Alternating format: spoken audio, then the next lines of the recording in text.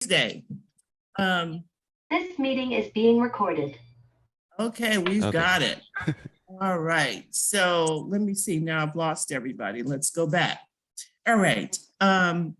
We have so many things to run through. We're going to try to do them quickly and in order, but we have some major changes already. I'm going to let Joey kind of lead on this one, but before he does that, I do want to introduce our newest RN. Her name is Michelle Selly. She's an RN that comes from a wonderful background. She's learning home health for the first time, but she has an extensive background as a PHN, quality nurse, utilization. I think you were in working with MDs to get them qualified or get their credentials up and going at the last position she was in. She's working with Fernaz. She's going to be working on weekends. She's doing start of cares, and she'll be our start of care nurse on Saturday. So welcome, Michelle. Thank you. I'm excited to be part of the team. Oh, and we're excited to have you. And we're having another new nurse come on next week. She's a new grad. And she will be working with, and I'm trying to, Evelyn Cordado, I believe is her name. And she will be coming on next Tuesday and will join us full time. She'll be working with Joan when she returns. And she will probably occupy the Tri-Valley area. And if we can, we're trying to get enough personnel so we can open up the Hayward to Fremont area. We'll see how that goes. We're starting to gain a little bit of momentum in that area. And with that, I'm going to hand it off to Joey. Happy Thursday, everyone. Happy August 18th. I would like to add my welcome to Michelle as well. It's interesting how I recognize the smiling eyes. I recognize the beautiful forehead, but with the mask on, I don't know. So it's good to be able to recognize you now, Michelle. If I were to run into you, at the street somewhere or at a house, I'll know who you are. Right. I know. It's like, what's the mystery under there, right? Well, it's good to have you part of our team. So as I welcome Michelle and welcome Todd as well. Todd has been off and on with our organization for a while. I sadly have to say goodbye to Verdry. I know he's not part of this call. I do want to explain a little bit. It felt rather sudden, his departure. And I want to make it clear that our saying goodbye to Verdry is as good as it can possibly get in terms of a sad departure. Okay. We don't want to say goodbye to Verdry. But the reality is he is at a point in his life that he's had a goal in his heart to be able to serve a specific population in our community, and it's to provide mental health and behavioral health interventions for at-risk Black young men. This has been a calling for Verdry for a long time, and he is at that point where he can step away from being with the Ace family and try to realize this dream of his. The reality is, it may be that when he gets this thing going, he will be part of the community resource list that we will be using as an organization. So we're not saying really goodbye to Verdry. We're just wishing him well and it's a see you later. And I also want to acknowledge the huge contribution that he's made to ACE. He leaves the MSW services and you know what, as a whole agency as a whole better than when he took over this role about 5-6 years ago. So while he's not on this call, we send out wonderful well wishes to Verdry and his new endeavor. ACE update. So I'm going to start off with our hospice program. So our hospice program is increasing in census. Staff is very stable. Whenever I join our hospice staff, I always come away feeling really good because they're a happy group. they are very supportive of each other. And it is showing in their patient care and how they're being rated as an agency. Jackie just sent me the report about 3 weeks ago. Our hospice, ACE Hospice Agency, rates extremely high, especially when it's being compared to our peers. Our numbers are in the 100 percentile. Most of the measures that are being calculated are either in the 99 or 100% percentile. Only one agency on one outcome measure actually rates higher than we do, and that's only 1% or 1%. So we're very pleased with what's happening on with our hospice group. Our goal for hospice now, because of the infrastructure that we have, the processes that we've established, is to increase their census. So we're focusing on increasing our census on that side. Moving on to our RPM CCM program, I want you guys to chew on these numbers.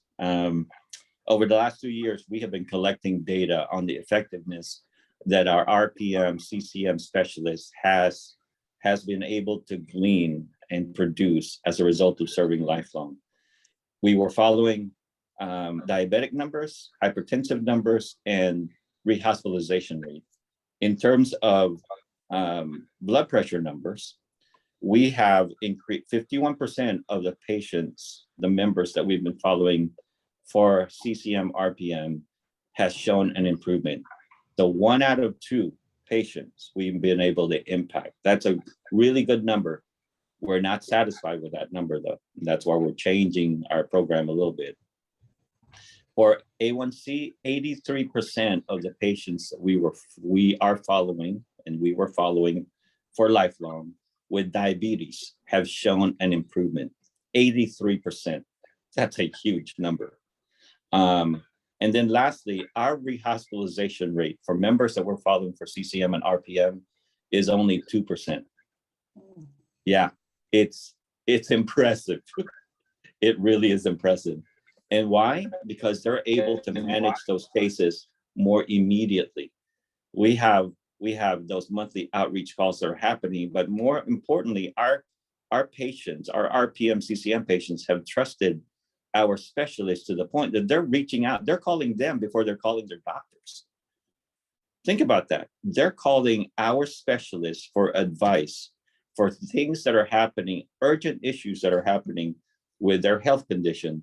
They're calling us first before their providers. That's impressive. Okay, so our program, our RPM CCM program, is considered a success, and it's only getting bigger. We're continuing to have discussions with other organizations with this program. Now, I know that in the past I have been remiss in not mentioning and acknowledging this specific group, and that's our admin staff. From intake to scheduling to QA to admin support to the transcription services that we provide, to doing tracer chart audits, to having shadow case managers, to giving feedback to our staff on their documentation, immediate feedback on their documentation, and suggestions on how to improve our documentation. Our admin staff, they have been the silent champions that have been in the background. They have been absolutely amazing, and I want to applaud them and compliment them and thank them for making us better as clinicians. And that's only getting better as well. And lastly, I want to talk about our home health program. Our census is currently around 300, usually just above 300. We have been meeting on a quarterly basis with both Kaiser Oakland and Kaiser Martinez. I want to give you some numbers that we just had. Tanya, Akila, and myself met with Kaiser Oakland just a couple of days ago. Our 30-day readmission for Kaiser Oakland patients is at the national average, right around 16%.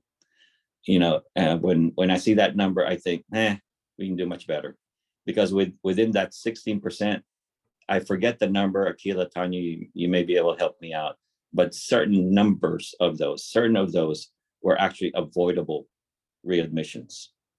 I want you guys to know that term, avoidable readmissions. We I could have believe done, it was 2 out of 3. already, there you go. We could have done better, and we will.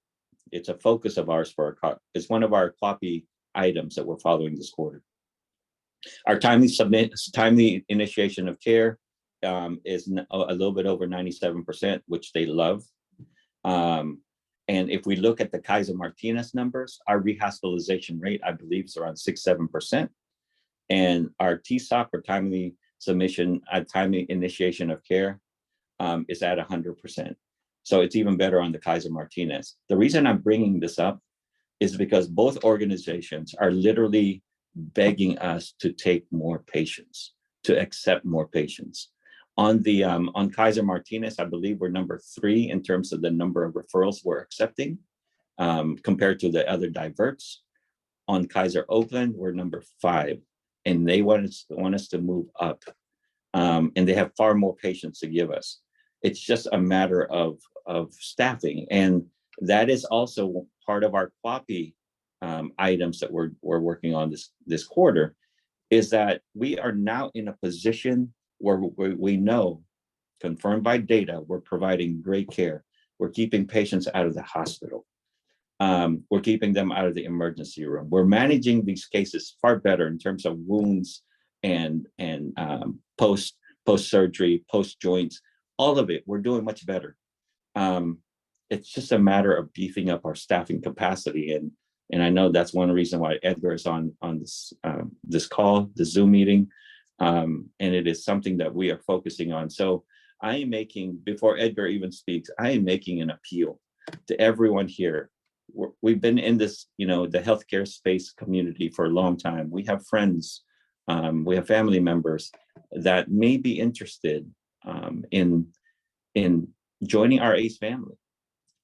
We want to be able to expand what we do to our community. So if you know anyone, please speak to them, tell them about us. We'd love to talk to them and interview them. At that point, I think I've spoken enough. I'm going to mute myself and turn things back over to Tanya. Lastly, thank you, everyone. Thanks, Joey. And I'm going to turn it over to Edgar, who's going to talk about the recruitment process a little bit more in detail. Thank you, Tanya, and good morning, everybody. It's great to see those that have your camera on and those that have your fixed picture.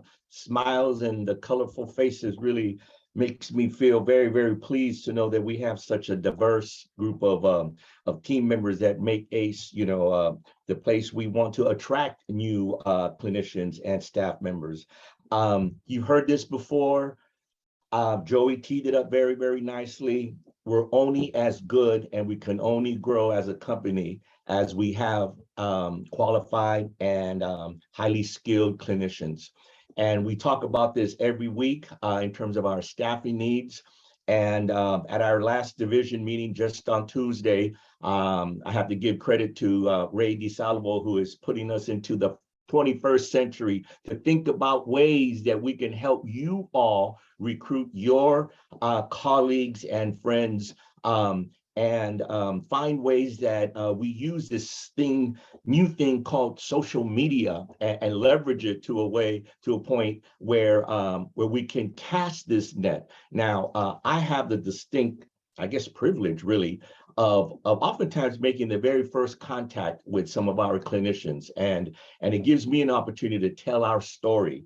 And even before going into qualifications and experiences, I tell them about who we are as a company, as ACE, our core values, our mission, our diverse workforce, our diverse community that we serve, because I hide no punches. I know that candidate, and he or she is just, is not yet, gotten through the screening process, but they're interviewing me and they're interviewing ACE just as we are interviewing them and seeing what do we offer as a company to be able to attract and retain highly qualified, skilled clinicians. So I'm seeing some names and some faces of folks that I've had the privilege of only meeting by phone during the screening process and then handing them over to the hiring managers. And it fills me up really to be able to see that whole life cycle of an applicant who becomes a candidate, who becomes a hired new employee. And part of what we want to do is really send a strong message to our highest need area. Now, the 4 areas that we are always in need of course, are registered nurses, physical therapists, occupational therapists, and speech therapists.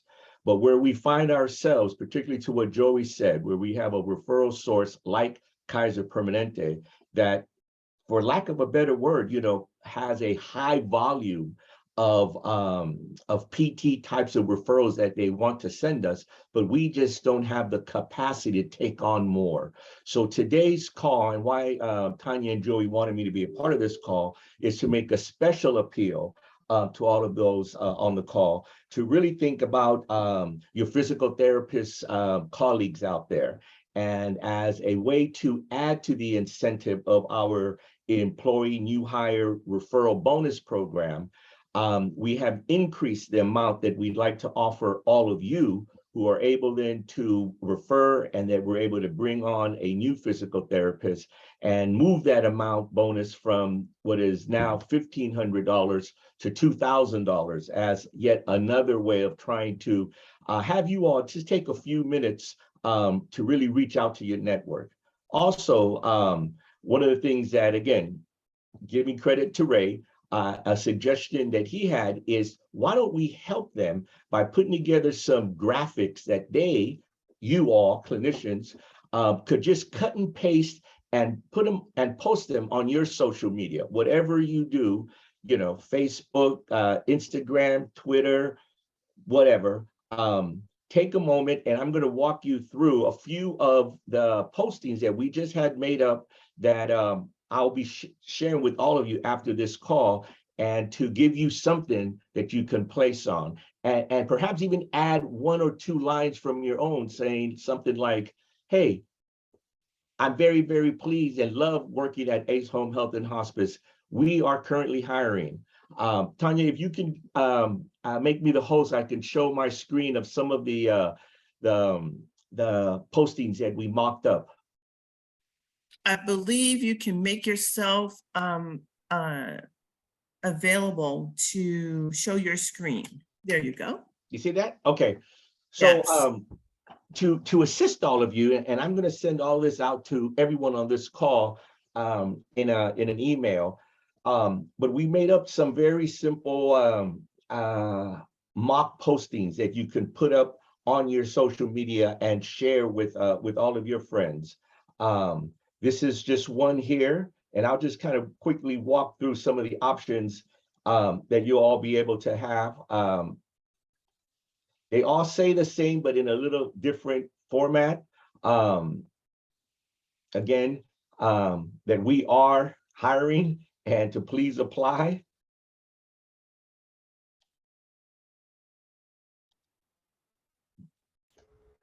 I think Michelle has a question. Okay. Has her hand up. Hi, Michelle. Yeah. No, these are great. I see that it says for work in the East Bay. So what cities are you considering East Bay? And is it open to any other territories? Well, what we consider as the East Bay are both Alameda and Contra Costa County. I'm even reluctant, and actually I'm open for some feedback because these haven't gone public yet.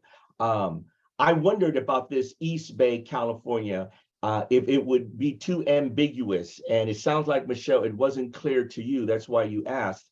I'm wondering, and I'm open to some immediate feedback on today's call. Should we be more specific to say home health work in Alameda and Contra Costa counties? And is that more specific? Now, although we are in Alameda County, we have not yet been able to establish a core team of clinicians for what's called the Greater Southern Alameda County, which is south of, let's say, Hayward.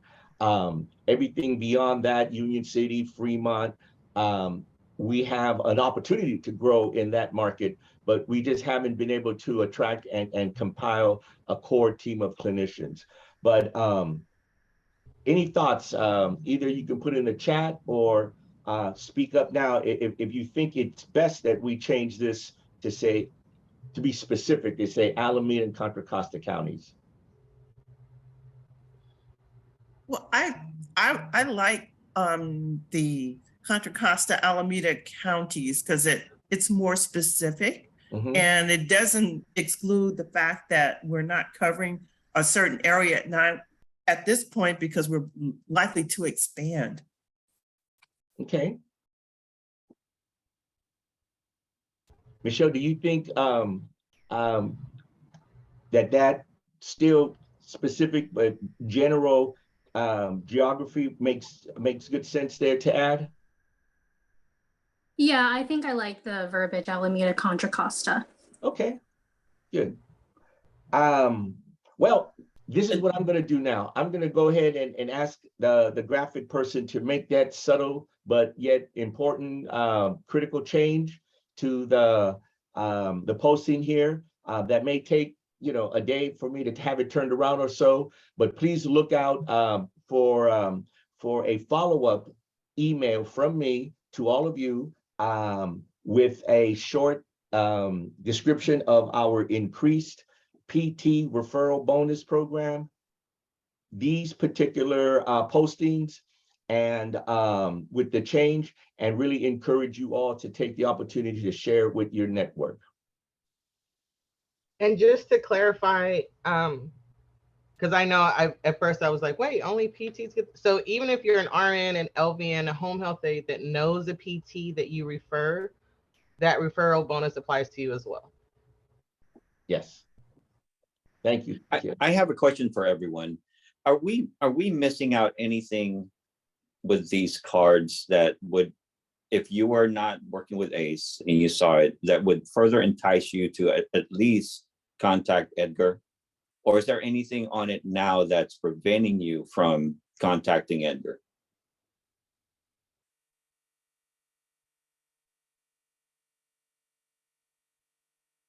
Chirp, chirp, chirp. I have a suggestion, Joey, that it's not directly related, and Edgar and Tanya and everyone. I met one of our therapists the other day and he had on an ACE scrub.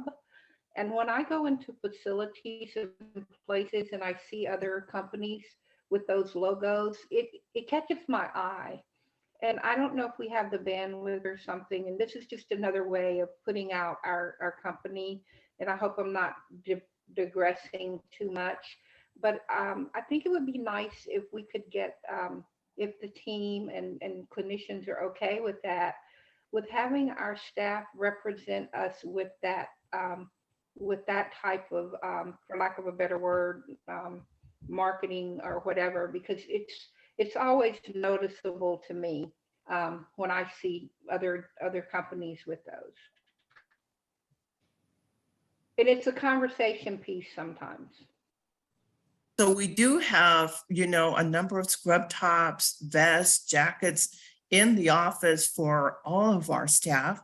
When you come on board, we try to offer it.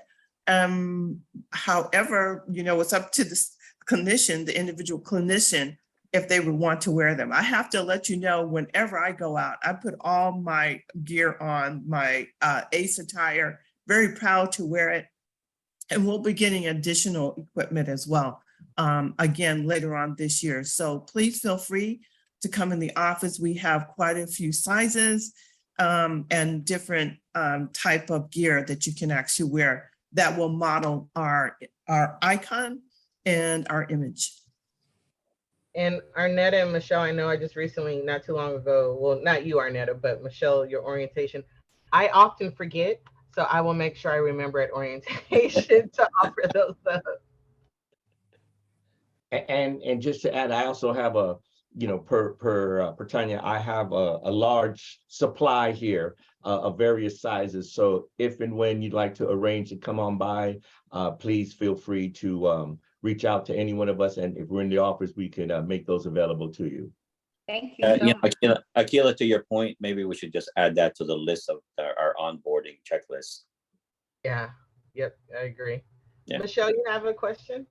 I was gonna say I would have taken a bunch of those if you were all. I forgot. I'm all for swag. So But, no, I had a comment regarding, if what else we could add to here. I think I like the suggestion of posting this along with our social media and our own experiences. I don't know if there are certain benefits that your staff or our staff, like I should say our staff, feel are really enticing to place on here, just to kind of show more, just to bring people in a little bit more. mhm. Well, one of the things that I see right now that's missing is our website. Our website will clearly outlines all the services that we provide, as well as it has an online application page, and it posts all the active postings that we have by geography and by clinician type on our website. So I made a mental note to myself to simplify the process by having it with a, I guess you call it a link to our website, where they could just click on it and go right into the careers landing page and learn more about the opportunities. That's an excellent point, Michelle. Okay, Tanya, if there's no more questions, thank you for allowing me the opportunity to cast a wider net here on our recruitment efforts. And I'm happy to take calls and texts and emails, offline if you have any thoughts. And please, if you do send someone, make sure you tell them to say, I was referred by XYZ, your name, of course, so that I place that on the application, and we, when we move forward, then hopefully with a hire, then that you all can get your bonus, sent over to you. Yeah. And I don't know if Edgar explained, but the bonus is over a period of a full year. Oh, right. It's given in sequences. So it's not all in one fell swoop, but it does get to you in full by the end of the year. So it's definitely worth considering, please, all of our clinicians at every level, we always need additional help because we are always expanding. So take advantage of it. And I really appreciate that process that is outlined by Edgar in our recruiting process. And he also has a new template for the managers to work on for the recruitment process that makes our interview process and onboarding, a lot easier. So thank you, Edgar. I really appreciate your efforts. You're welcome. Thank you all for allowing me to share this important information. All right, we're going to move on to Akila, who's going to talk about payroll, going to talk about HealthStream, which is going to replace our Reliance module, and then when to report APS cases in 911. Hear me? Yeah, we can hear you, but barely. Okay. Let's see. Is that better? Yes, much better. Thank you. Good morning, everyone. And you guys can see my screen, right? Okay. So just to start with, we wanted to, and we've shared the complete policy before, and I'm not going to share the complete policy this time around. It'll be a part of the packet that you guys get when Neil sends out the complete face-to-face. But I did want to add to discuss with you guys what we have added. So the policy before did state that if a patient was in an immediate jeopardy, the proper authorities will be contacted by the clinician. But we wanted to put some parameters around that. So what we've added is immediate jeopardy includes, but is not limited to, immediate jeopardy of safety. So that would mean physical abuse, sexual assault are considered immediate jeopardy of safety. So if your patient reports to you that someone in the house is physically abusing them, or someone in the house has sexually assaulted them, then you, before you leave that home, need to call 911, or you can do the non-emergency local police department to make the report. Now, there are times where the patient tells you that they don't want to report it. However, you guys are mandated. So you at the very least have to file that report. The police department will contact the patient depending on what you're describing happened. And it may be that they tell the officer within the police department that they don't want to file a report. That is their right to do that. However, you have taken the necessary steps to show that you, as a mandated reporter, did what you were supposed to do. Obviously, you would also file an APS report and indicate with APS that you did contact local authorities. And if the patient did not want to file a report, that was the outcome of that. I've been in a circumstance myself where I reported abuse and the police actually came to the home and it went from there. So depending on what you're reporting, they'll either come or they'll call the patient and give them the choice to file that report. Okay. The other thing that you would call for would be medical jeopardy. So if the systolic blood pressure is 190 or over, diastolic blood pressure 50 or under, pulse over 120, pulse 50 or under, and then also a change of condition. So for example, change in their level of consciousness. If you're visiting a patient that normally carries conversation with you and able to respond and you're normally able to have normal visits and you arrive to that visit and they can't keep their eyes open while they're talking to you, or they're responding and their responses are not appropriate, then that would be a situation where you would want to call 911 to have an ambulance come out. Now, oftentimes patients will tell you, or caregivers will tell you, I don't want an ambulance, or I'll call later, or I'll take them to the ER later. But you are mandated to make sure that they receive the care that they're supposed to receive. So you still have to call for that ambulance to come, and that patient or caregiver or family member has to deny it to the ambulance. Okay. And then you would document that that's what you did. You called the ambulance, an ambulance arrived, patient denied or declined going to the ER. You would then also call the doctor to inform them of what happened as well and document that as well. Okay. Are there any questions, concerns about that? Feedback from Tanya or Joey? I knew you had a question, Joey. You had that thinking cap look.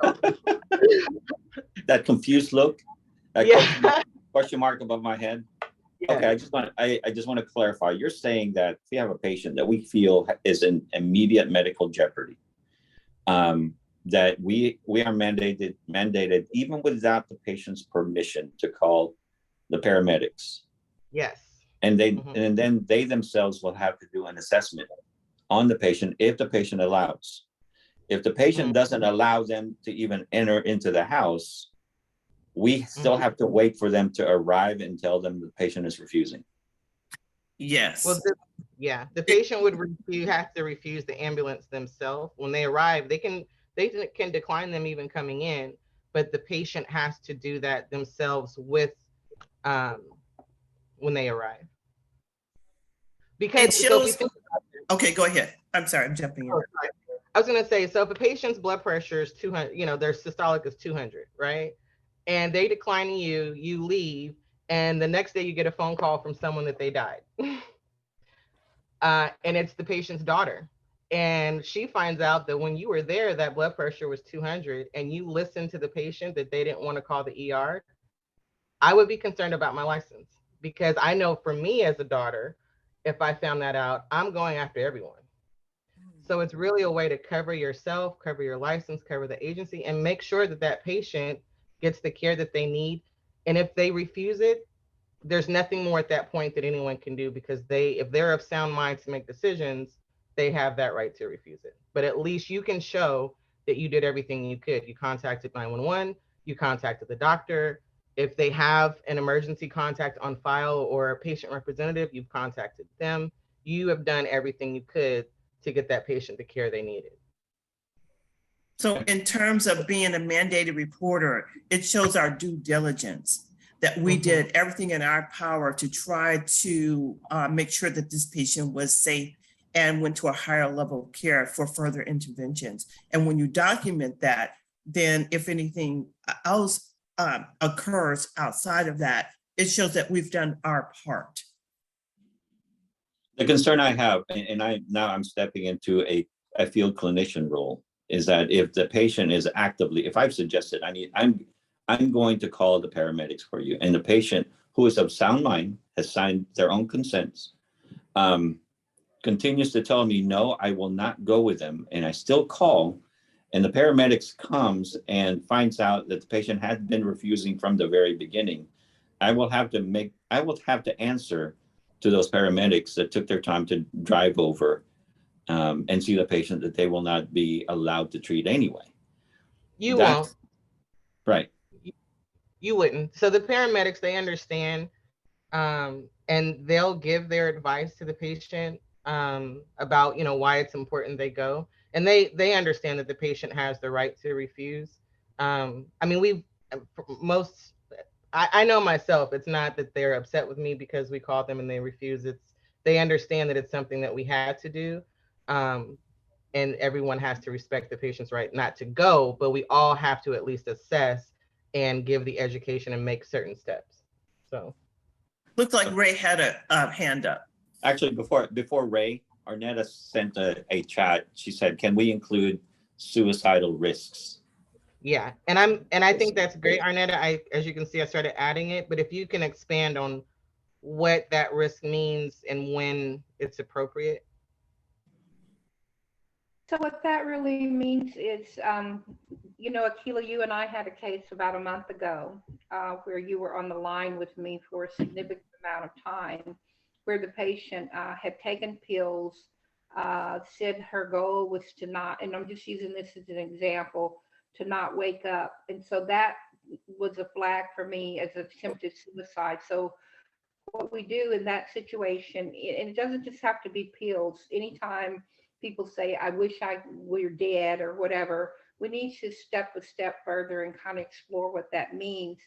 And if there has been an attempt, a plan, any of those things that we are concerned about, what I did was I called 911, I called the police. By the time the police got there, the patient was, you know, resistant to going anywhere, doing anything. But like Akila said, they were not upset with me because they couldn't make the patient go, but it was documented and they did their due diligence and so did we. So anytime there's something like that, then we have to reach out. If that patient had attempted to cut themselves or whatever, and I stayed in the home until this was all over. If they attempt to harm themselves and we see that harm, then we really need to get the police to do a 5150. And the police can do that. They have that authority.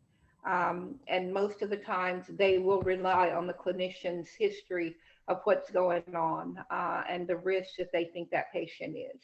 But we are always mandated to address that in the moment. Thank you, Arnetta. And I believe Ray was next and Michelle will follow. Yeah, thanks. Q, this is really helpful. I did have a patient recently who aggressively was refusing to go to the hospital. I felt she had a stroke, and yeah, she was just really really aggressively saying no. And so I hesitated for a little bit. I ended up calling, and the paramedics were able to talk her into it. But I think another point is just that it's good for our conscience too, just to be able to leave that house, just knowing we did everything we could. I think that's really also an important factor, and just making the call. Some people are just so they just hate going to the hospital. They just don't want to do it, even when there is an obvious emergency. But yeah, I think this is really helpful just to know that yeah, it's part of our responsibility. Thank you, Ray. Michelle?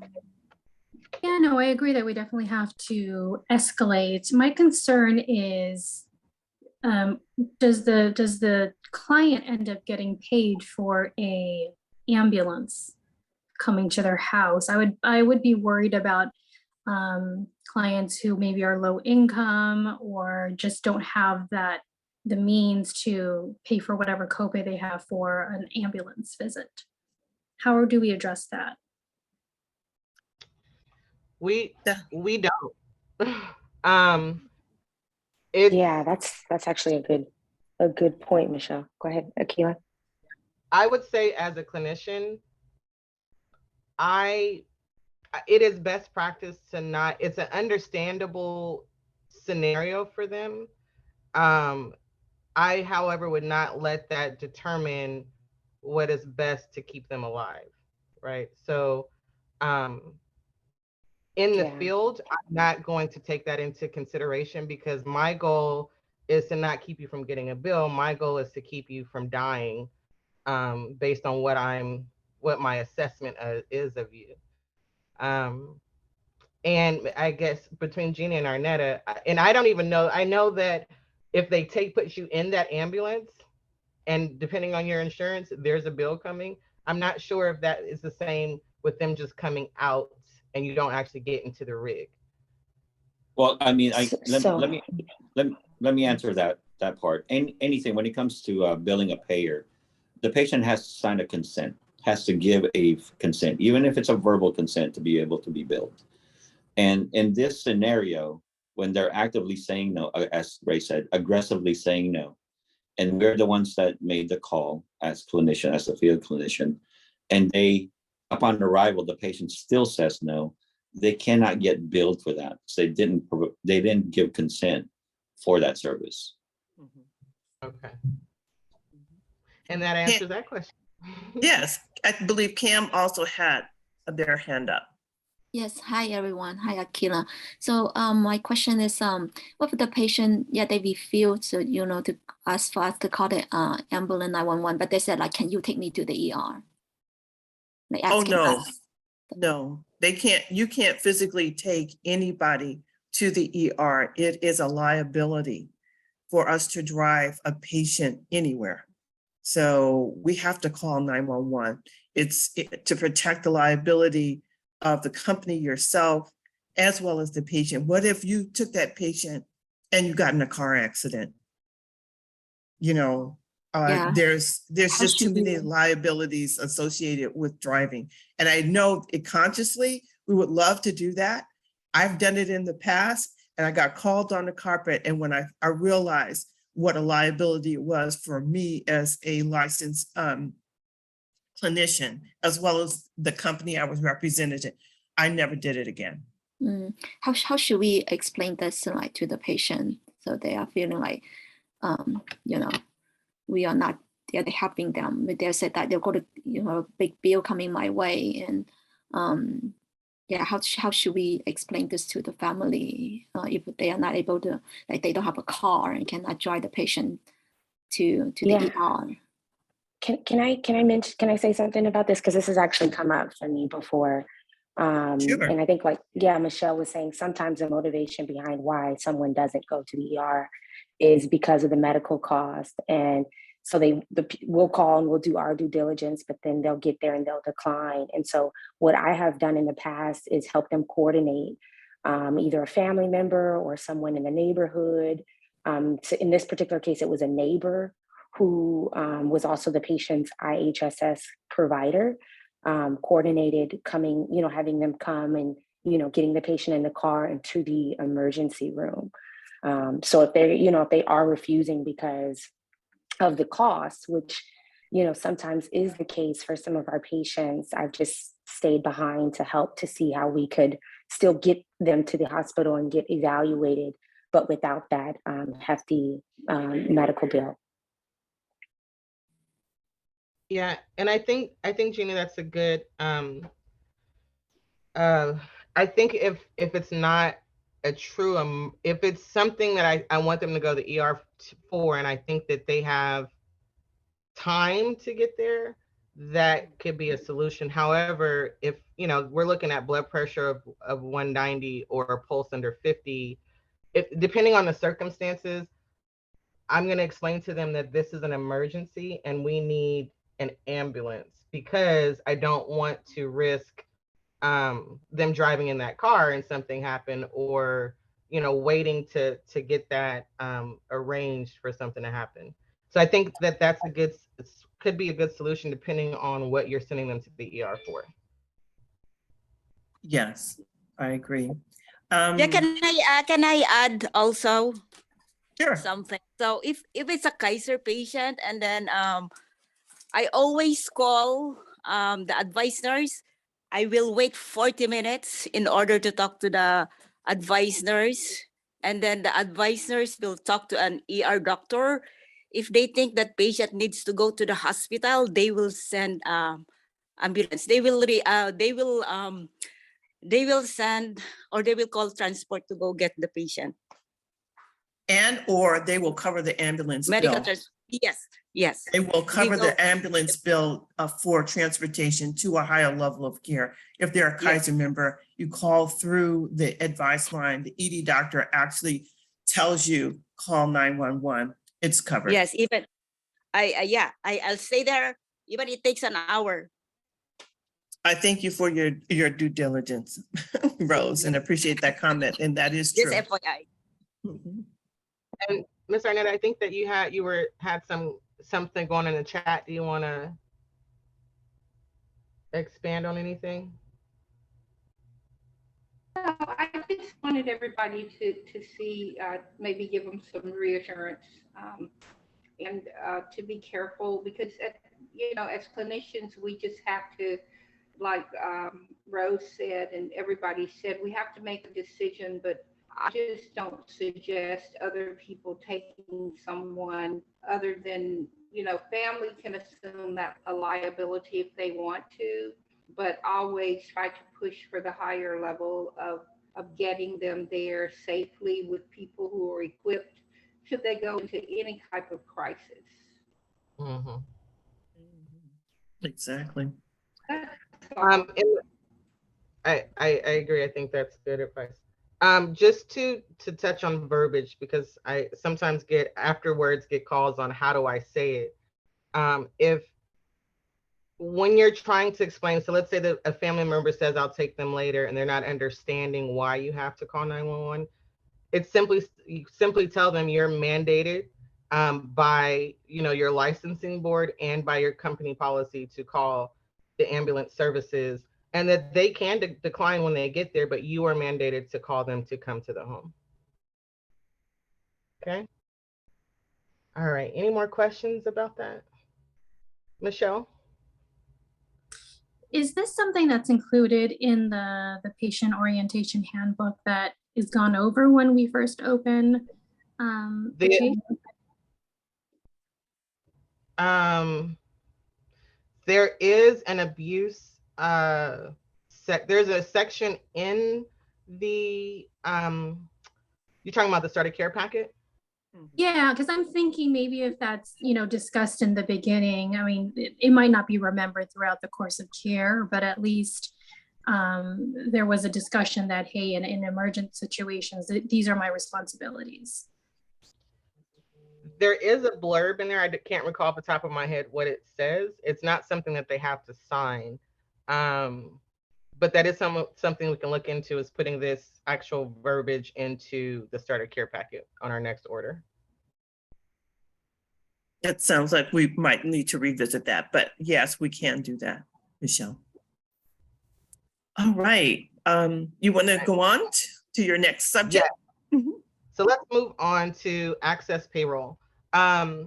So Access Payroll will go live our goal is to go live the first payroll in September. So the 9/9 payroll is our goal. I did speak to Majana before we started, and she wanted to emphasize that's the goal. They still have some things to work out on her end in regards to that go live date. But I did want to just go over with you guys. There's not too much in regards to changes that you have to do. But I did want to remind you guys that Access Payroll is based off the status of your visits. So it is very important that you're getting your documentation done timely.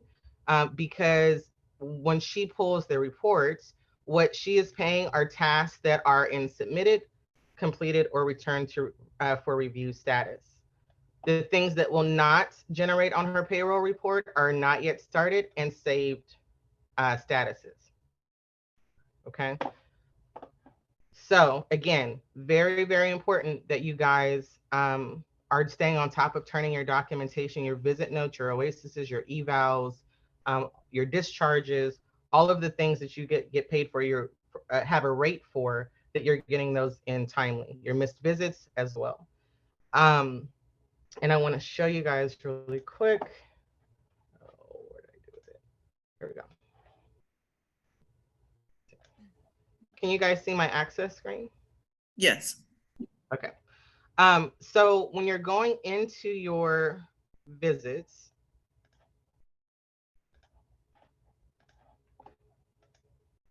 so this is a skilled nursing visit note.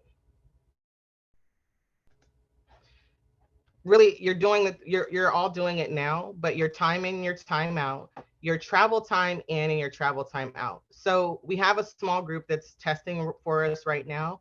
And what we've realized is that you do not have to put the travel time in, travel time out. The system will automatically calculate that travel time based off of the addresses in the system. So they use like I think Google Map.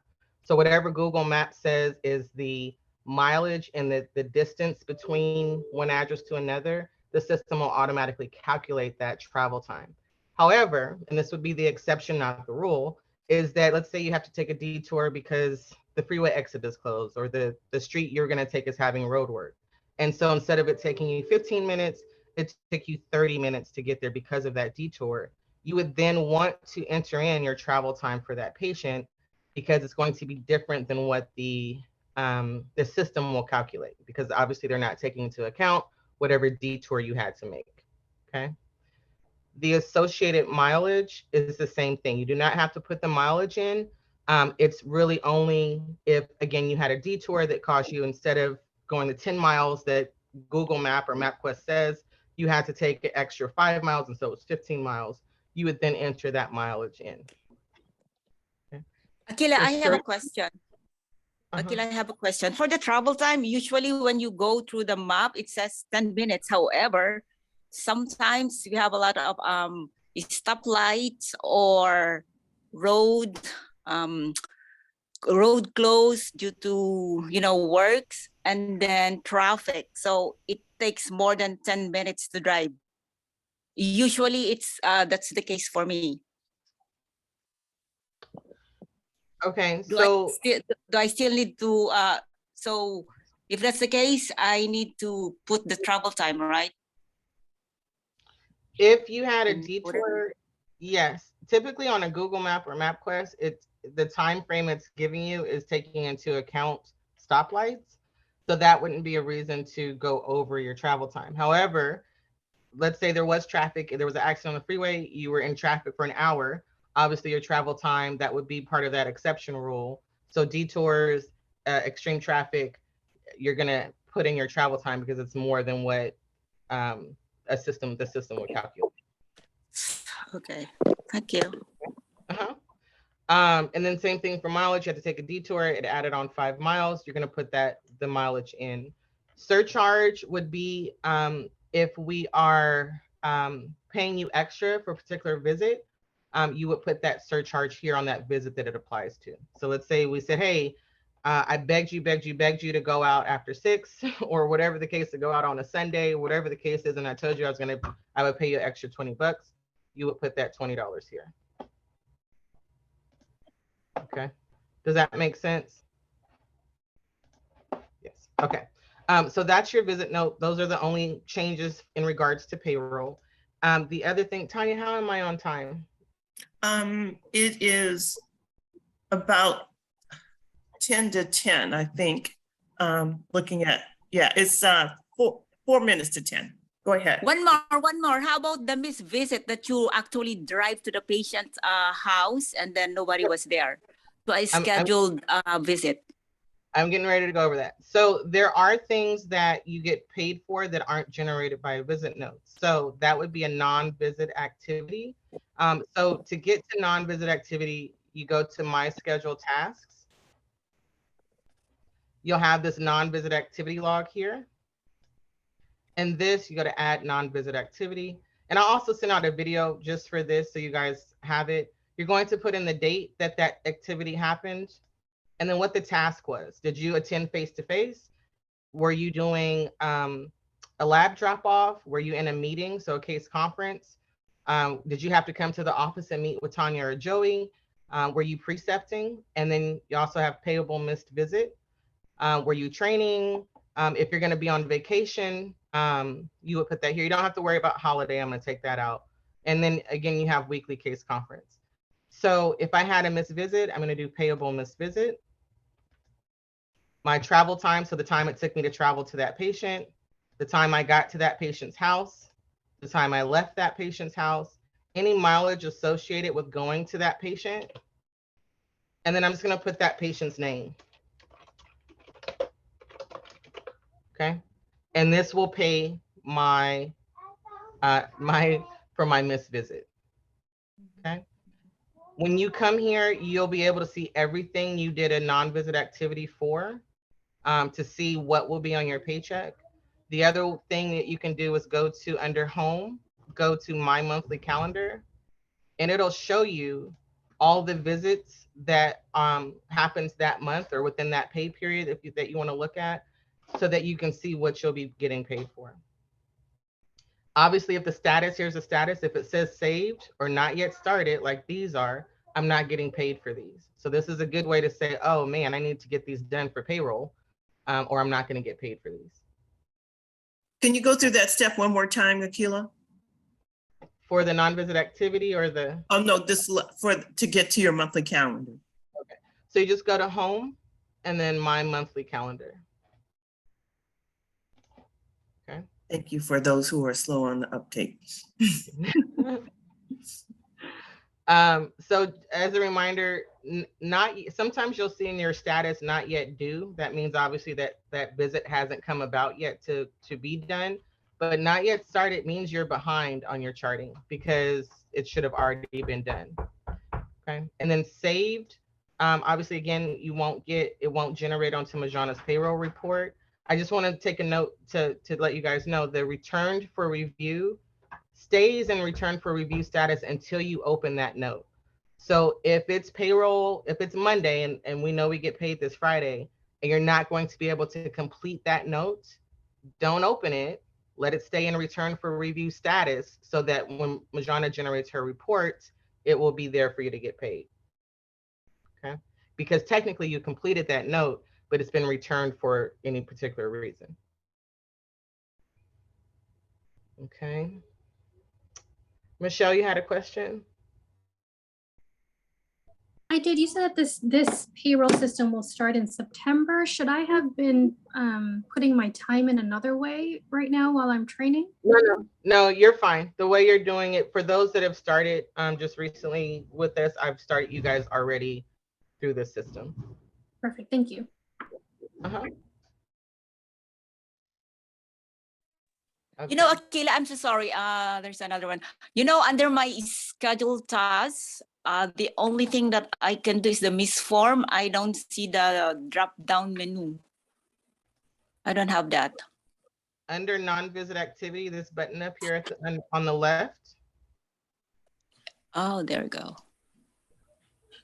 No.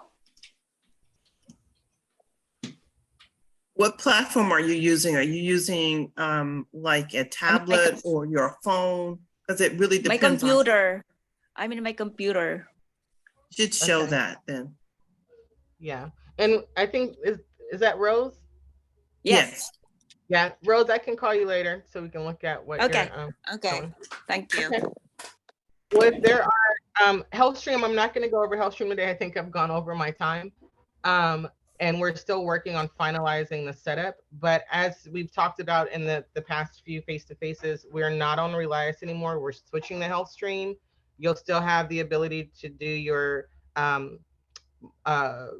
modules in there for your CEUs. It'll be what we also will use for our annual compliance things that we have to do.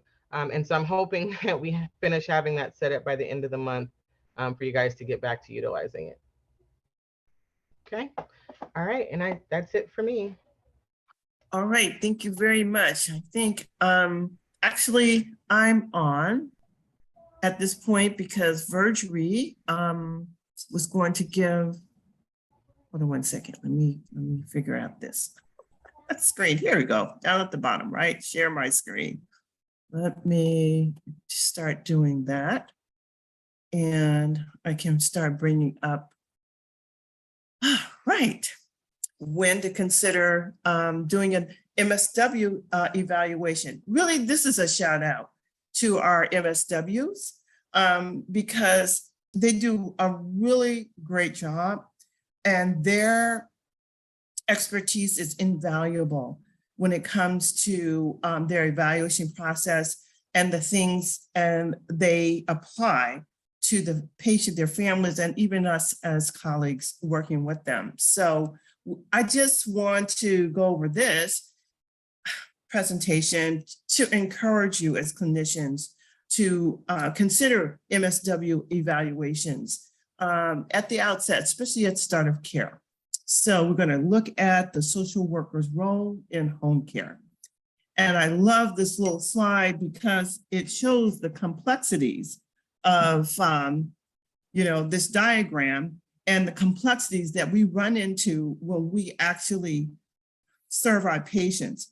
And in particular, I think we've had in the last couple of weeks so many challenges with, in particular, two or three of our patients that we have served that we just need to really reconsider our approach when we're, especially at start of care, and we may be in the middle of the episode, to consider a MSW evaluation or consult. So the MSW's role is to successfully navigate the complexities and challenges of transition from home, from the ED, hospital, facility, admission, or MD referral. And it obviously includes both patients, their families, team members, caregivers, anybody associated with their care during our interventions with them in home care. I love this quote from Walt Disney. He says, "The way to get something started is to quit talking and begin doing." And I love that because I believe that's what the MSW's job and role is, to actually, they participate in a lot of talking, but they get action going behind the talk. So our MSW team is Arnetta, Jeannie, and Crystal. Unfortunately, Denise is no longer going to be with us. And included with that is our administrative team, myself, Joe, and Akila. We have nursing, we have rehab, and we have the CCM and RPM team. Everybody brings to the puzzle and to the complexities of all of this as we grow and work with our patients. So what are the goals for MSWs? It is a collaborative team approach. It is to provide compassionate guidance, and of course, to be a patient advocate. And you can see a lot of this overlaps with all of our disciplines. But I think it particularly is an overview for goals for our MSWs. So how do we implement these goals?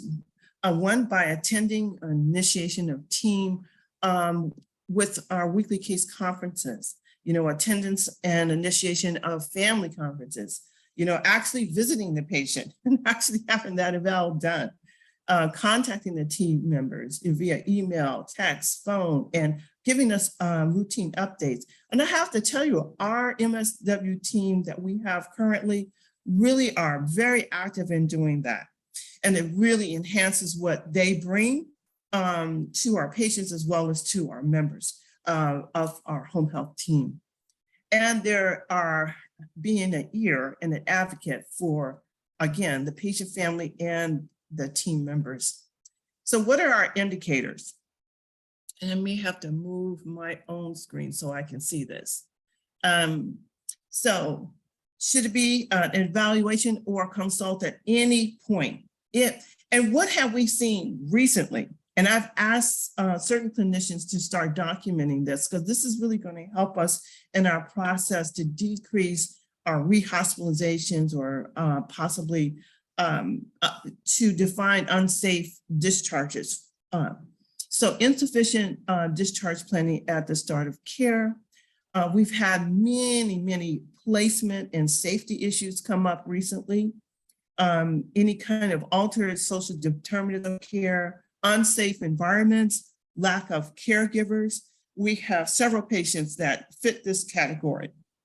We already talked about the risk of potential suicide, lack of food or access to water, homelessness, lack of proper resource management. They don't have the proper things in their home in order to take care of themselves, needing an advanced directive or a post, or even the changing of a post. I think that is a great way to indicate that an MSW evaluation or consult needs to take place. Hospice referrals, non-compliance with meds or the plan of care. You know, a lot of times as clinicians, you may be an RN, home, maybe rehab staff, could be a CHHA. You guys have established relationships with your patients. But sometimes that MSW is the one that can actually get in, has that ability to change and like be a change agent and get the patients or the families to comply when we as other clinicians cannot. So please include them in this plan of troubleshooting. That's what I call it, troubleshooting, to get the patients on board, or maybe the family on board. They sometimes can address complaints or dissatisfaction with not only the healthcare system that they came from, but maybe some of our members or team members that are serving them. They offer grief and loss counseling. They deal with transportation issues. You know, the last three we're kind of used to.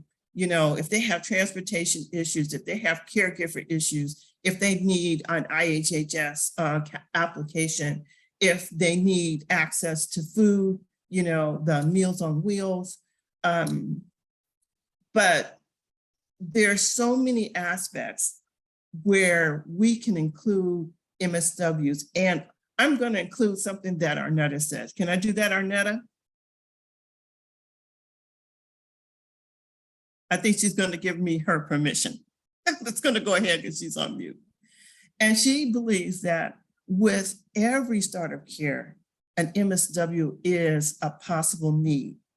The reason being is that there's always a change of condition from where the patient was, whether they're at home or if they were in a hospital or ED or facility setting, to now transitioning now to home, and now having new bodies, new strangers come in the home, as well as adjusting to whatever that change of condition is. And so that in itself, you know, to help them process it, it's really good to have an MSW bring their expertise on board. So always have that in the back of your mind when you're considering doing a start of care addition in terms of disciplines. You can't go wrong. So with the inclusion of the MSWs, we can reduce the stress of our patients, our family and staff interactions. And I think is really important is decrease the risk of reentry into the ED or rehospitalization.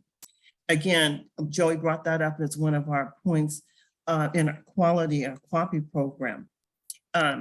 And increase the rapport with our patients' family as well as increase patients' satisfaction with the overall staff. So my shout out is to all of you MSWs, and I thank you for all that you bring to us and our patients with definitely the challenges that we encounter with the patients that we serve.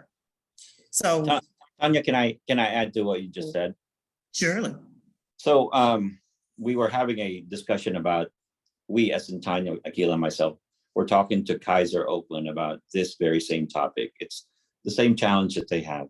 How can the clinical staff be able to appropriately and timely request for MSW services? What qualifiers should they be looking out for? And as you see, I mean, this is a beautifully made slide. There's a lot of information behind it. Another way to approach determining whether a patient needs an MSW consult and services is to go backwards, to work from things backwards. So when the PTs and nurses or whoever opens the case looks at that patient, always consider what a safe discharge to the community looks like. And then work your way backwards from that. Consider, as Tanya said, will they continue to have an unstable health issue? And then they require management of that. Will their environment continue to be unstable, and they will continue to help managing that? Their meds, will they continue to be able to manage their meds effectively? The resources. If all those answers are no, then that means that when you plan on discharging the patient, it is not a safe discharge. And if that's the case, then ask for the MSW to go out and fill in the blanks. We will provide, obviously, we as in the rehab and nursing staff will provide the care that's within our lane. But anything else outside that, and you cannot guarantee that the patient will be safely discharged in the community, make sure that you ask for an MSW consult. They will take care of the rest. So thank you for that additional comments. And again, is there another comment? Oh, no, sorry. I just wanted to add. Go ahead. Okay. I just wanted to emphasize with what Tanya and Jerry are saying, the importance of getting that MSW in, if possible, like Tanya said, at the start of care. We do notice on the QAN that a lot of times we wait. And as everyone knows, a social worker cannot be the last one on the case. And what we don't want to do is try to find a reason, a skilled need reason from a PT or a nurse to keep that case open so that the social worker can continue what they need to do. So it's really imperative that happens early on to prevent that scenario from happening.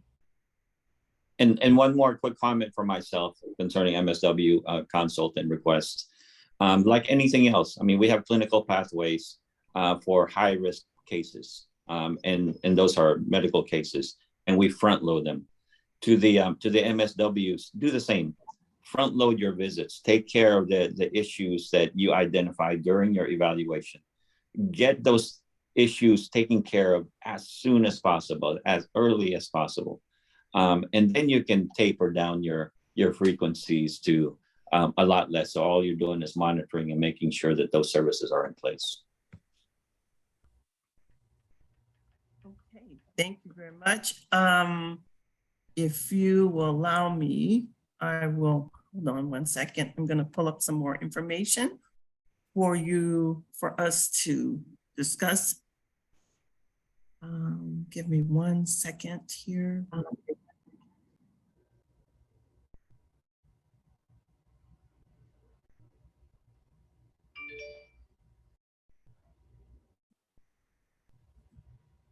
And for some reason, here it is. Here's some of it. I think, Akila, you were going to send me some information, and I am just going to discuss now the quality outcomes. And I'm trying to pull that up. Let me see if I can start sharing again. Okay. 1 second. Let's see. Here we go. So let's see if I can fit this to page. We were talking about some of our outcome measures earlier with Kaiser. Akila also sent us some information about national outcomes, and these are measures that are quality measures that home health agencies have to respond to. And this is part of our OASIS, is measure all kinds of things. And this is Q1. Can you see this, by the way? I want to make sure you can see the grid. Can you all? Yeah, great. So in here, we have our outcome measures on the left-hand side: improvement of ambulation, bathing, pain, oral meds. Unfortunately, we don't have information about pressure ulcers, but there's shortness of breath and none with wounds, improvement in transfer, ER utilization, which is now going to be a high emphasis moving forward in 2023. And our 60-day hospitalization, that's rehospitalization rate, and our 30-day rehospitalization rate will go away, I believe, for 2023. Now, you see the next column is Q1 of 2022 and Q2.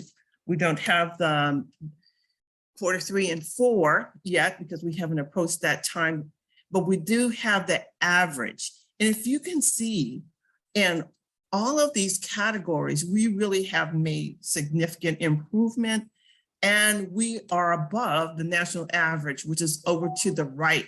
The right-hand column is the national average. So in ambulation, we're at 85%, the national average is 78.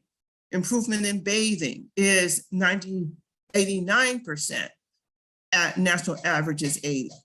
In improvement in pain is 92, average is 81%. And we go on and on. Even in meds, where we've had some real difficulties, we've had improvements there, and we're far above the national average. I want to get down to basically where we are, our meat and for our money. Yep, excuse me, I have allergies and they're catching up with me. So our 60-day rehospitalization rate is currently at 13.77%. The national average is 15.4. We like to reduce that down. Yep, excuse me, from 13 to 10%, because we're always looking to have process to improve where we are. Even though we're looking great, these numbers are fantastic, but we want to actually improve our quality. We want to decrease the amount of time or risk. We want to decrease that risk of our patients actually returning back to the hospital systems. And I'm just going to say, in terms of that, we want to bring that down from this point to the end of the year. So by 2023, our goal is to reduce the rehospitalization from 13.77 to 10%. And I believe that's a doable number. We're also going to be sending out an envoy. Akila is going to be going to Texas in September to a specific home health company who have realized these numbers and can help us achieve our goal and can bring back this information for us to share with you and be able to implement as we move forward so we can realize those numbers. We are doing quite a bit of work. We're doing the front loading, we're doing, we're applying the appropriate clinicians in place. You know, we're actually meeting the goals in terms of getting those evals done or meeting the start of care, initiation of care within 48 hours. I think Joey shared that we had a percentage rate of 97%. We're shooting for 100, of course, but we're so close to the mark, and we're just going to even improve and move, press forward to even show greater outcomes and better quality. So with that, you'll see new implementation. You may have seen already, I do a deeper dive. So in terms of our Kaiser cases, every patient that actually readmits to the hospital or to the emergency room, I have to review myself, Joey, or Akila, but I'm a primary reviewer. And we have to do now a deeper dive So you'll see me send you back a review of those cases when I audited them. And it's really for learning to say, okay, is there something avoidable that we could have done and put in place to prevent that patient to go to the ED or to the hospital? I'm not able to bring up that one document, but the definition of avoidable readmissions from the National Institutes of Health is an avoidable hospital readmission is clinically related to a prior admission and potentially preventable if there was a reasonable expectation that could have been prevented by one of the following. One is quality care in initial hospitalization. Another, we've talked about discharge planning or adequate post-discharge follow-up. So after the discharge, we put the proper things in place to make sure that patient did not re-enter the system. Improve coordination between patient and outpatient healthcare teams.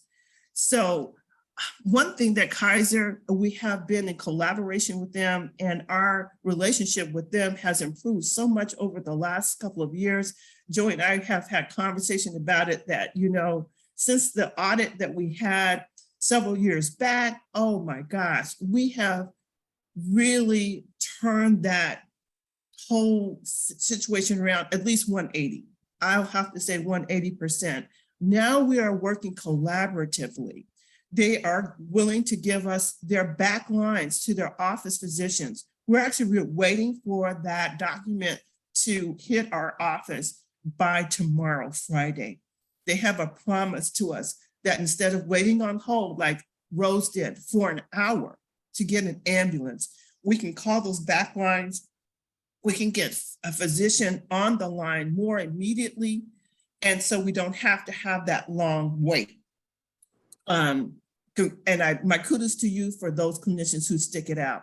Sometimes Kaiser will tell you, if you call them, they'll put you in a queue, you put your phone number in, and they'll call you back when you have an actual clinician on the phone. So you don't have to physically wait. You can go about your business. But nevertheless, it's still a delay. We understand about those delays, and they're trying to seriously work on a method so that we won't have to endure that any longer. So they'll give us the physician's office backline. That's huge. We've been working on that for at least 2 years. The other thing is that they are giving us now access to like lab values, like diagnostic testing, their H&Ps. And so now we have an in to the documents that may have been missing. Or for instance, you send out a lab, you don't have results, and it's critical because, you know, maybe they have a UTI, and you can help speed up that process by tagging that physician and say, well, is there going to be an antibiotic placed, and make sure that that patient then receives that and is actually implementing that in their med regimen. There's many instances where if we can get the information in real time, that will help us manage that patient and keep them safe and prevent these ED and rehospitalizations from occurring. So we're really at a good place with Kaiser. You know, we have, you know, I call it family practice clinics, the lifelong, I can't spell that, FAQC. It's an alphabet soup for me. But anyway, we have good relationships with a lot of our family practice clinics, you know, so that we can use the CCM team. If we're having difficulty getting a response back from a physician that's a lifelong member, call the CCM team. Joy will help foster that process, and the members on her team will be able to relate that information and get you a timely response so that you're not lingering like over a weekend or several days or a week or more without a response. So utilize these tools that we will have at your disposal. And as soon as we get those backlines, I assure you the same day we're going to send it out to you so you'll have access as well. So I don't know if you have any questions or concerns about that. Just something to add, Tanya. As you said, I'm looking at the 30-day readmission, and I know for national average, it doesn't state that. Let me go and tell you, the national average is 16.2%. So you can see our numbers is our number is 5.99%, essentially 6%. It's low. I mean, we are doing amazing when it comes to that. Yet, as Tanya said, now we are about to access some tools on the Kaiser side that'll allow us to get those numbers down even lower. We have already identified that certain readmits that we've had over the last quarter, several of them were avoidable. So, and we are working on creating better clinical pathways, more effective pathways to address those issues. So what I'm saying here is that we're not standing on our laurels at this point. 5.99 is unbelievably good. We can even improve on those numbers. And at the end of the day, those numbers, those readmit numbers, are what hospitals and referring entities are looking for to determine and calculate the effectiveness of a potential partner for them. So keep it up. This is awesome. Yeah, great work, staff. And I really appreciate your feedback to all of us when you were doing these reviews. You know, it's a learning experience for all of us. You as a clinician, the expert in the field, as well as administration, you know, and I pass that information on to the entities that require these audits. We all learn, we all improve, we all get better. And the ultimate goal is to give safe and quality care at all levels. So thank you for enduring this process. And I look forward to even more improvements. And with that, I'm going to turn it over to Ray.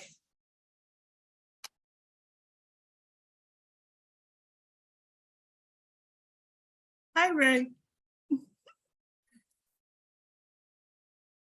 We're waiting for you to give your presentation. He's going to be talking, oh, there he is. He's going to be talking part 2 on maintenance versus restorative care.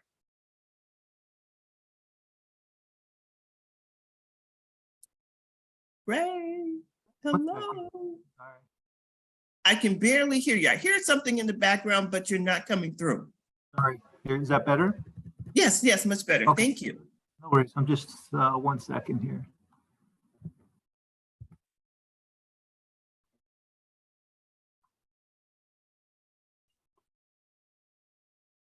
One moment. Okay. I'm not seeing my. Do you know how to share your screen? That little green button with the arrow at the bottom? You press that if you want to share your information.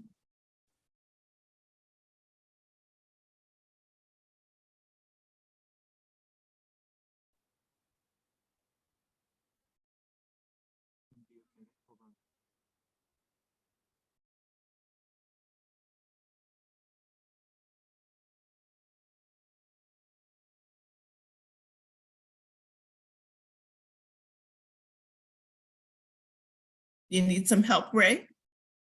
Let's see, I got it now. Okay. Okay, good, very good.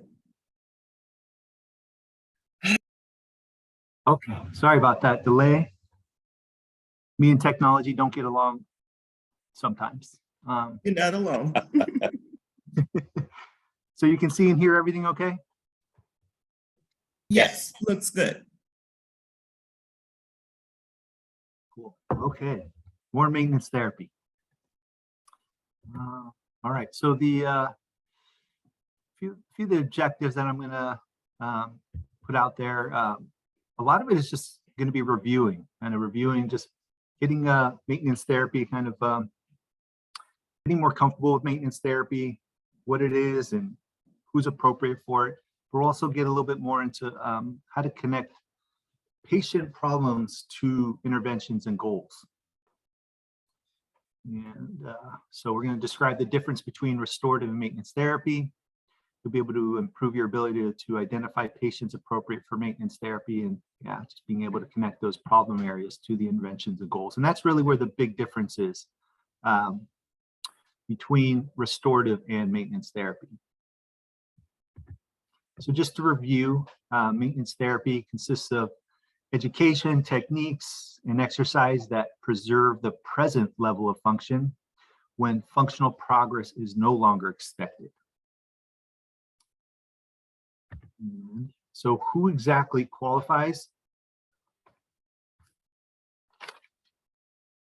So I think it's easiest to kind of think about the kind of classic restorative case. So imagine, let's say Gay has a patient and she's goes through an 8-week restorative care plan. After the patient plateaus, Gay would provide the patient with, well-designed activity program. Let's just assume that patient is highly motivated and they follow that program reasonably well. Even if all those things are met, it wouldn't be enough, right? That patient would still have an abnormal decline. Stabilization wouldn't occur. We wouldn't be able to preserve function as well as we would like. So that's really maybe I would say an ideal candidate for maintenance. But if we narrow it down a little bit more, so that type of patient, they're appropriate for maintenance therapy because they have really complex and unpredictable conditions that really require the long-term supervision of a therapist in order to monitor and modify their activity program so that they can slow deterioration or stabilize function.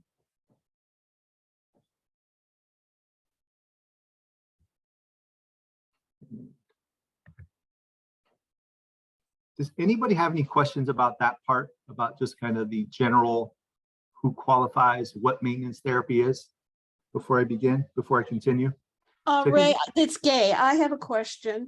Are you talking about like medical diagnoses and comorbidities or behavioral stuff in terms of not being able to stabilize?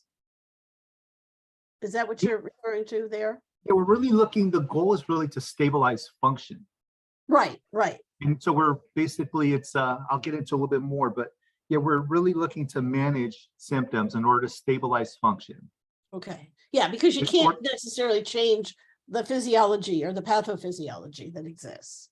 Exactly. And yeah, that's actually an excellent point. I'm going to bring that up. Okay, I'll stop now. No, you're on top of it. Yeah, one of the key differences is that with the restorative case, we're actually looking to change some of their problem areas. Right. We actually believe that they have the potential to improve those problem areas. Where with a maintenance patient, we're actually saying, no, in fact, we're not going to be able to improve these some of these conditions. So what we're going to do is just try to manage them.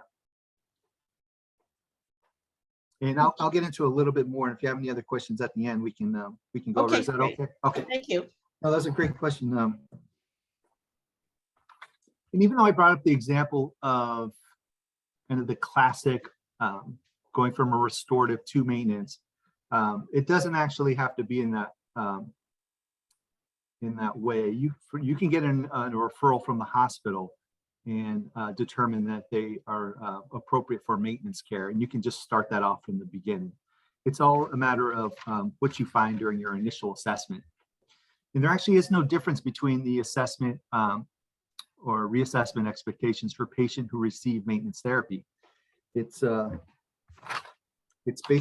of the same. It's what's the history, what are the problems. The big difference is in how we think of the problems, because like I said, for maintenance patients, the problems can't be resolved. We're just not gonna, they're not going to improve. So all the best we can do is kind of manage those problems. And what's more is that we'll probably see some we'd even maybe expect them to see an exacerbation of their problems, or even new problems arrive if we don't intervene. So I think that is also kind of one of the main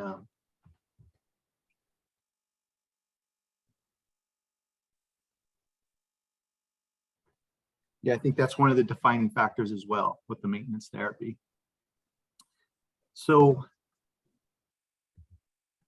if we're going to compare goals between restorative and maintenance, the focus for restorative can be the patient or the caregivers. With maintenance therapy, it also can be, the focus can be on the patient or the caregivers, meaning that for maintenance patients, you could teach the caregiver to give the therapy to the patient, or if the patient has the cognition, they can also kind of administer their own therapy on themselves. With restorative cases, it's obviously we're factoring in the prior level of function because the expectation is to restore previous function. But with maintenance therapy, the PLF is really not a factor. We're really looking to stabilize the current level of function. We're actually conceding that the patient's not going to return to some kind of prior. And obviously for restorative, the goals are written for improvement, so functional ability, or from some objective measurement. And for maintenance, they're really written for prevention or deterioration or decline. That is one of the other defining factors. And functional ability, body structures, range of motion, strength, etc.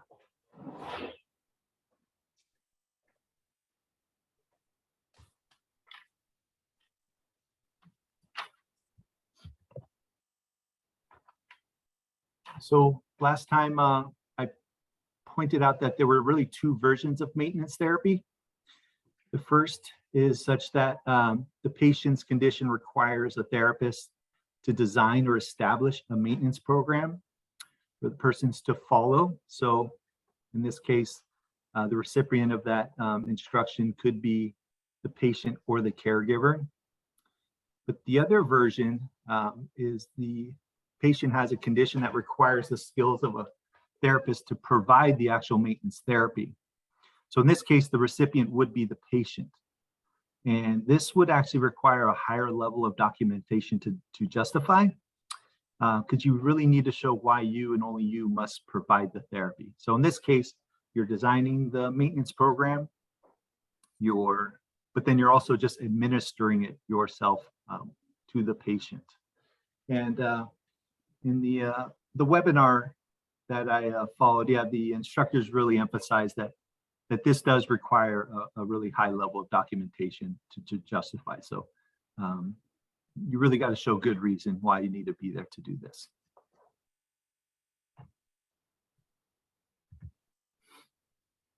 So just a couple of maybe examples of how a maintenance program can be utilized. So for the first version, where you, the therapist, would be providing, where you'd be training the patient and or caregiver on the program, you could use, for example, and this is not, this is just an example. You could one visit could be for the eval and program development. You do 1 to 3 visits for training and instruction of the person, either the caregiver or the patient, on how to administer the program. And then you could do, 1 to 3 visits for follow-up, just to determine how well the program's going, modify it if needed. But throughout all of this, whatever you do, you still have to reevaluate the patient and the current program every 30 days per Medicare guidelines. So that would be for the first version, the more common. But for the second version, where you're going to be actually administering the therapy program, we would again maybe just do 1 for the eval, 1 visit for the eval and program development, and then the skilled care that you're going to be administering, it could be anywhere from 2 to 5 times per week. You can see it's a big difference, which is why the need for increased level of documentation would be required. It's you're saying they need quite a bit, and during the time you're doing the skilled care, obviously you're going to be determining the how well the program's going and modify it as needed all throughout. That is really the one of the keys, is just constantly assessing the program, modifying as needed, because these patients tend to, their situations are complex and things tend to change for them. Unforeseen events happen. And again, of course, every 30 days reevaluating. Hey, Ray, can I make a comment on the 2 to 5 times per week? Sure. So if you are following a patient for restorative and about to transition them into a maintenance program, it would be very highly unusual. In fact, I've never heard of a case like this where your frequency will go up if you're providing maintenance. That could almost, the only scenario I can see that happening is a patient has developed another condition, or their condition has worsened in such a way that will require that increased frequency. But justifying that would be very, very difficult. Normally, when you go from restorative to maintenance, the frequency is less, because at that point, all you're doing, as Ray said, is monitoring and stabilizing. You're not, your goals won't have anything restorative in it. And so I just wanted to kind of clarify that. Yeah, that would be pretty drastic change. I guess in cases where you get the initial eval and then you determine they need maintenance therapy, it could be maybe easier to justify. Not sure. Yeah. But yeah, but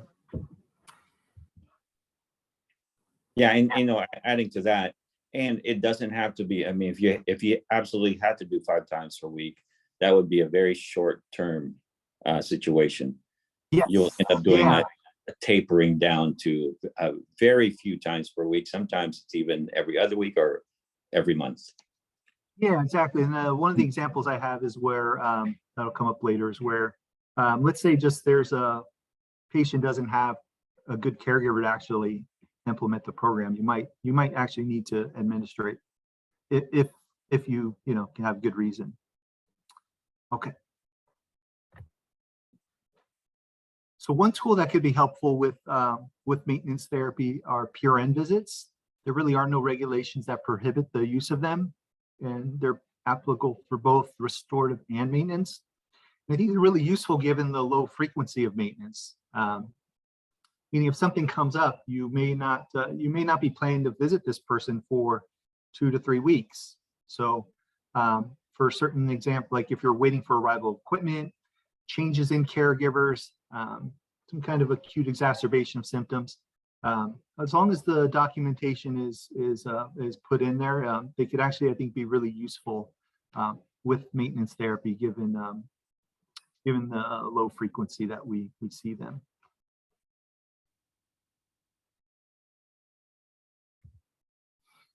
So I have a case study here. We have a 75-year-old male with PLS referred by PCP due to recurrent skin breakdown in bilateral lower extremity. The swelling with weeping is likely due to lack of mobility in lower extremity. Patient has been chair-bound for several years and presents with bilateral upper and lower extremity active and passive range of motion deficits, strength deficits, and postural abnormalities. Patient refuses to take diuretics because he's afraid he will require increased assistance from caregivers if he uses diuretics. He's on a fixed income and currently has daily caregiver assistance for 6 hours. His main goal is to remain in his home with current level of assistance and maintain ability to urinate at toilet with independence. Yeah, this guy's a really highly independent person, really strong-willed, really highly motivated. Now, before we go on, even though oftentimes we associate kind of neurological disorders, the progressive neurological disorders with maintenance, it doesn't have to be. But I think these examples kind of are kind of easier to kind of understand maintenance therapy. I have another example coming up, but so some possible goals. So the patient and caregiver will be independent with the home exercise in order to carry out the exercises to reduce progression of active range of motion, as well as the joint deformities. Then the big one, I think, is the patient will be able to maintain the standing static balance, being able to stand for 3 minutes using the right upper extremity for support in order to maintain the ability to toilet with independence. Now, if this person loses the ability to toilet independently, he may have to move. He can't afford more caregiver service. He wouldn't be able to manage a catheter due to some of his issues with his hands.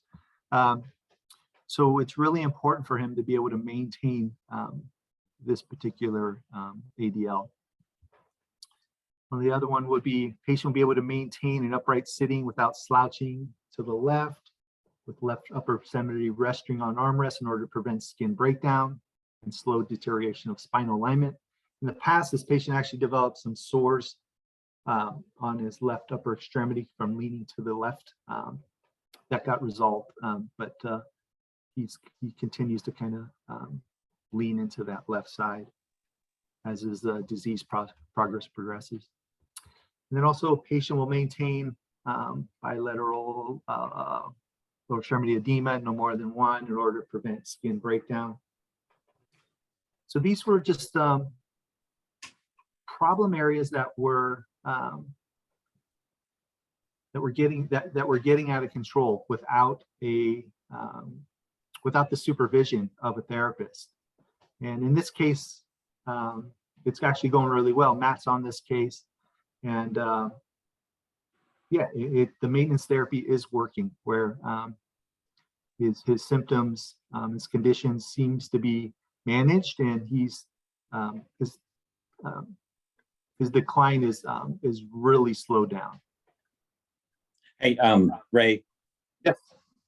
So this is a really, really good example. And as I'm reading the narrative of this patient's condition, I'm going to ask the entire group, because the patient lives independently. Yes, he's got caregiver assistance for 6 hours. I'm assuming that's only 5 days a week. I'm assuming that's not 7 days a week. What other things, because he lives independently, what other activities must we as clinicians determine and assess for to make sure that this patient continues to stay at home safely and live independently at home when he doesn't have caregiver assistance? What are some of the activities he has to perform? Food preparation. Food preparation, exactly. I don't know who said that, probably an OT. That would be a PTA. Joy. That would be a PTA. Sorry, PTAs. What else? Food prep?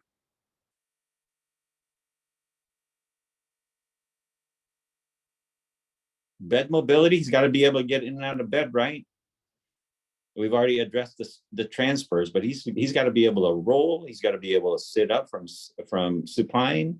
He's got to be able to do that. What about bathing? Toileting. Toileting, exactly, toileting. It just address urination, but what about DMs? You know, earlier we talked about considering the comprehensiveness of a safe discharge, community discharge about a patient.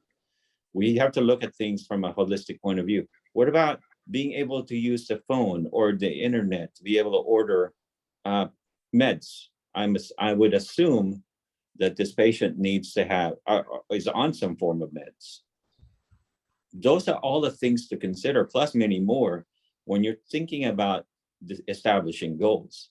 All of those things have to be addressed in order for this patient to stay independently, safely at home. Another Exactly. level of care. What was that, Arnetta? A higher level of care. May need a higher level of care, may need more, IHSS service. Or boarding care. Yeah. Boarding care. That's, I said something in the chat earlier when we were talking about things that are important.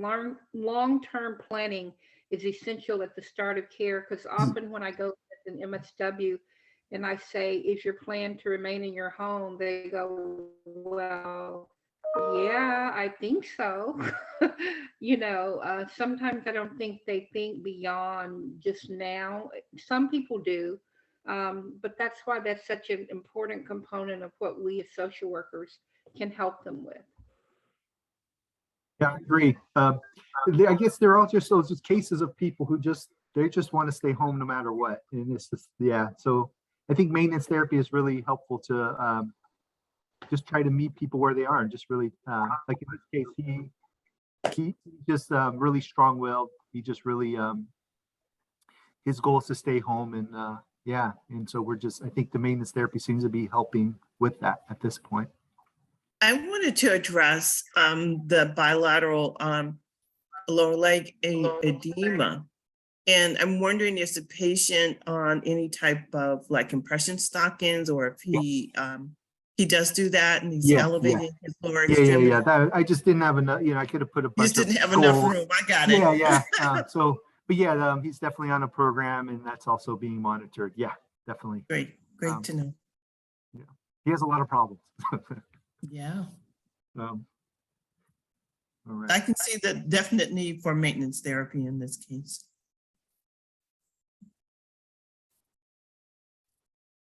So we can move on. Anybody else?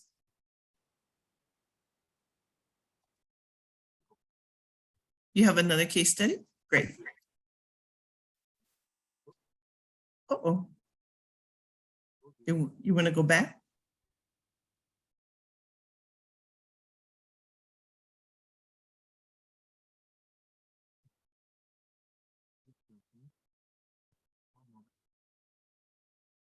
I think if you click to the left, it might bring up your last slide.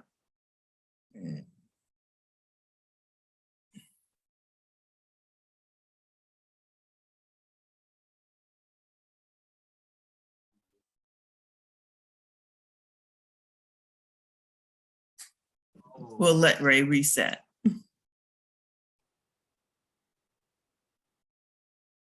Tanya, we may be running out of time here because you still have one last section left. Yeah, it's 11 a.m. Yeah. Okay. Should That we? may be a good. Yeah, this is fine. We can stop here. Okay. Are there any further questions before we go in terms of the last case study, or any questions about restoration versus maintenance? I'm starting to understand it a lot more clearly now. I hope you are as an audience as well. Yeah, all of these slides will be shared by tomorrow, would you say, Tanya, Neil? It's up to our presenters to send our information. If they send it in a timely manner.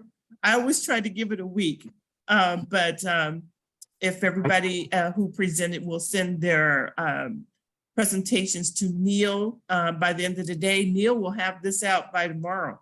Yes, definitely. Thank you, Neil. Right now, Neil.